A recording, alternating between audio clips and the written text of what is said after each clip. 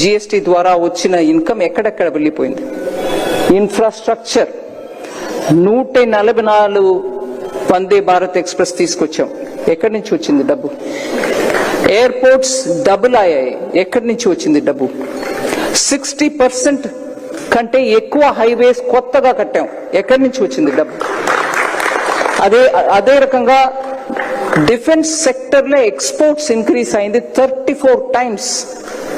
ఇవాళ మన defence products బయట దేశానికి వెళ్తున్నాయి. దానికి కావాల్సిన ఇన్ఫ్రాస్ట్రక్చర్, డిఫెన్స్ కారిడార్, స్టార్టప్స్ కి అక్కడ ఇన్విటేషన్ ఇవ్వడం, వాళ్ళకి ప్రోత్సాహం ఇవ్వడం, టాలెంట్ ఫండ్ ప్రొవైడ్ చేయడం, స్టార్టప్స్ కి రిజిస్ట్రేషన్ టైం లెన్స్ 10,000 crore ఇవ్వడం, అది ఎన్హాన్స్ అయ్యి ఇవాళ 20,000 crores వరకు పోవడం. ఎక్కడి నుంచి వచ్చింది డబ్బు? మనం చేసే జిఎస్టీ ట్యాక్స్ ద్వారానే వస్తుంది. అట్లాగే వెల్ఫేర్ స్కీమ్స్, చాలా మంది అంటారు నేను ట్యాక్స్ కడుతున్నా, అక్కడ ఫ్రీగా ఎవరికో ఏదో ఇస్తున్నారు. మన మధ్యలో ఉన్న బీద వాళ్ళకి మనం సపోర్ట్ చేయకుండా ఎలా ముందుకు వెళ్తాం? ప్రధాన మంత్రి గారు కమిట్మెంట్ దాంట్లో ఉంది కాబట్టి 90 times more increase in DBT transfer. అంత డిబిటీ కథ సెపరేట్ గా మనం చెప్పవచ్చు. 90% ఇంక్రీస్ అయిందని అంటున్నాం. యాక్చువల్లీ దగ్గర 3 లక్షల కోట్ల రూపాయలు మిగిలింది గవర్నమెంట్ కి. అంతమంది బోగస్ వాళ్ళందరినీ తీసేసాం. ఆధార్ బెనిఫిట్ కార్డు చూపించు, ఆధార్ బ్రిడ్జ్ ద్వారా ఆథెంటికేట్ పెట్టు. So tax payers money is going for I don't know what. మేము మిడిల్ క్లాస్ పే చేస్తున్నాం. నేను మిడిల్ క్లాస్ తాం బాబు, నేను ట్యాక్స్ ఇవ్వడం పే చేస్తా, ముందు పే చేశాను.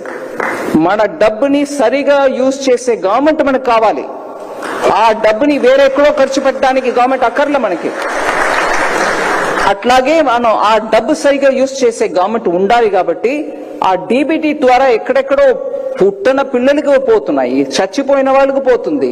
ఇవన్నిటిని కరెక్ట్ చేసి 3 లక్షల కోట్ల రూపాయలు దాంట్ నుంచి మినహాయించాం. We saved it back. Fraud account కి వెళ్ళడాన్ని ఏ నాడు పిఎం గారు ఒప్పుకోరు, అందువల్ల అది మిగిలింది. గరీబ్ కళ్యాణ్ మీకు తెలుసు 25 crore అవుట్ ఆఫ్ పావర్టీ. 25 కోట్ల జనాన్ని పావర్టీ నుంచి తీసి బయట తీసుకొచ్చాం. They are no longer poor, they are aspirational middle class, but maybe at the bottom rung. వాళ్ళకి కూడా మనం ఫెసిలిటీ చేసి ఇవ్వాలి. స్టార్టప్స్ మీకు తెలుసు 350 ఉండే స్టార్టప్స్ ఇవాళ 1.5 lakh స్టార్టప్స్ ఈ దేశంలో ఉన్నారు. Visakhapatnam has very good number of startups who are doing excellent work. So ఒక్కసారి కంపేర్ చేసి చూస్తే ట్యాక్స్ టెర్రరిజం ఉండి 30% పైన ట్యాక్స్ కలెక్ట్ చేసే రెజీమ్ పోయి యూపీఏ ఇవాళ మీకు pro people lower tax second generation GST తీసుకొస్తున్నాం. సెకండ్ జనరేషన్ జిఎస్టీ తీసుకొస్తున్నాం, జనాల్లో